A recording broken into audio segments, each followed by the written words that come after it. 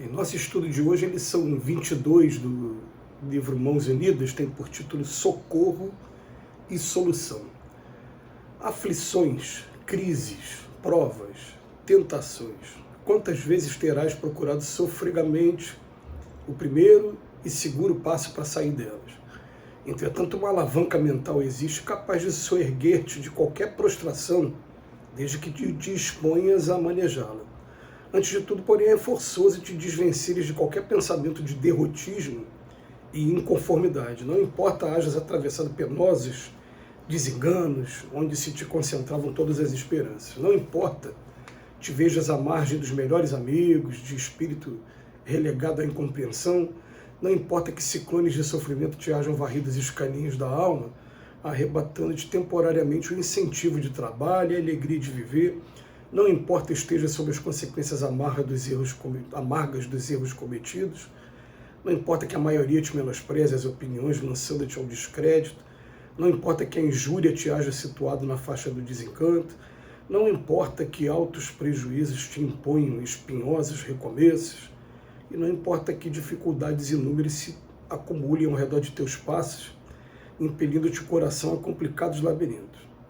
Importa que te levantes em espírito, que aceites o impositivo do próprio reajuste para o equilíbrio perfeito, que te esqueças do mal consagrando-te ao serviço do bem e que abençoes sobre todas as circunstâncias da vida. Feito isso, por mais escabroso seja o problema, mais dolorosa a provação, se acionas a alavanca da fé viva no sábio e amoroso poder que dirige o universo, perceberás de inesperado que Deus te oferece socorro e solução.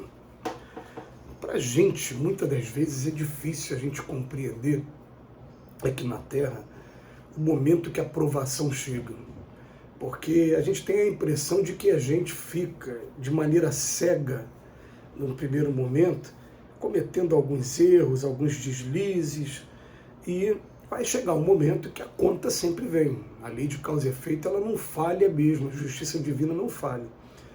E quando essa conta vem, mas você continua mergulhado no erro, você normalmente blasfema, reclama, né? Você mesmo fazendo com os outros, você não quer que faça com você mesmo. Mas a prova vai acontecer querendo ou não querendo. Agora, quando chega um ponto em que você, através do esclarecimento, à luz da doutrina espírita, à luz do Evangelho de Jesus, eu resolvo dar um rumo na minha vida. E eu já consigo traçar comigo, assim, dentro de um patrimônio, botar passivo e ativo, crédito e débito. Agora eu já não estou mais praticando isso. E as coisas continuam acontecendo aqui no campo do débito. Aí, nesse momento, a gente tem que reconhecer, falar, eu estou passando pelas provações, provavelmente, normalmente é assim que acontece, por equívocos que eu cometi no passado.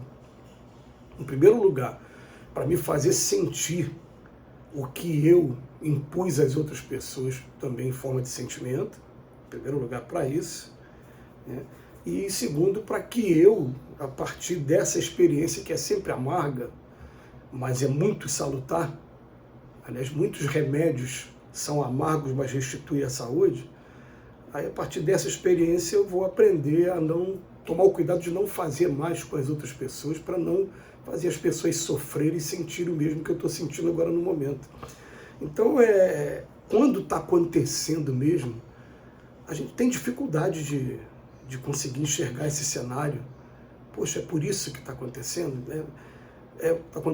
Até porque, na grande maioria das vezes, a gente não vai ter a resposta imediata de o porquê essa prova está acontecendo. Está acontecendo por conta do que eu fiz. Às vezes é coisa que a gente fez em encarnação passada. Em algumas vezes tem coisas que a gente vê, não, eu fiz nessa encarnação. Mais uma vez eu vou usar um exemplo aqui. Eu tenho um vizinho hoje que nos momentos de lazer, quando eu vou para um lugar de veraneio, ele coloca música alto demais e acaba atrapalhando, né, as nossas noites de sono e até o nosso momento de descanso. E quando ele faz isso, é claro que eu não vou ficar passivo, eu vou tentar conversar com ele, tentar resolver da maneira mais pacífica possível, né, se for possível isso, né, se não for, a gente tem um recurso de justiça, tem recurso que aí só complica cada vez mais, é melhor, né?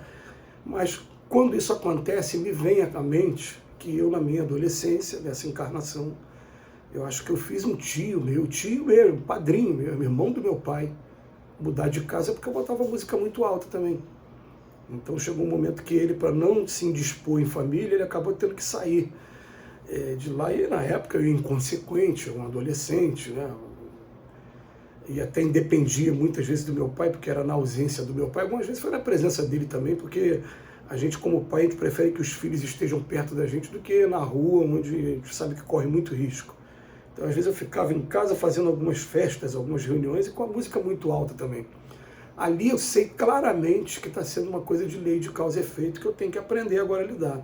Mas tem situações que a gente não sabe, simplesmente não sabe. E a gente vai procurando por que isso está acontecendo comigo e a gente se cala. Mas aí o Emmanuel vem falar para a gente, olha, quando isso acontecer, tem uma alavanca mental capaz de soerguer-te daquele estado de prostração, desde que eu me disponha a manejá-lo. E ele vem falar para mim, qual é essa alavanca? Primeiro, se desvencilhar de qualquer pensamento de derrotismo e de inconformidade. O de derrotismo, né, vai ter situações muito particulares para ele. O de inconformidade vai sempre existir. Poxa, eu não me conformo que ele está botando a música alta desse jeito. Mas ele está falando, é forçoso que eu me desvencilhe disso, né, no primeiro momento. Aí depois ele vem falar os nãos e não importa que você tenha vivido isso, vivido aquilo, vivido um montão de parágrafo aqui. Mas ele vem falar assim, ó, importa que eu me levante em espírito, que eu aceite o impositivo do próprio reajuste para o equilíbrio perfeito, que esqueça o mal, me consagrando ao serviço do bem, que abençoe todas as circunstâncias da vida. Então importa que eu não vou nem derrotismo, nem inconformidade, e vou me levantar, aceitar o impositivo e continuar me consagrando ao serviço do bem, até que aquela situação um dia se resolva. E ela vai resolver um dia quando a pessoa chegar à conclusão de falar, poxa, esse cara é legal pra caramba, por que ele precisa estar passando por isso? Por que ele... Vai chegar um dia que naturalmente, né, as coisas quando são conquistadas pelo lado do coração, as coisas facilitam, sim. Então você vai conquistando a simpatia daqueles que estão ao seu redor, e através dessa simpatia você vai aprendendo até a respeitar o limite dos outros também, porque às vezes a pessoa, mesmo sendo simpática, ela continua invadindo seu espaço, né?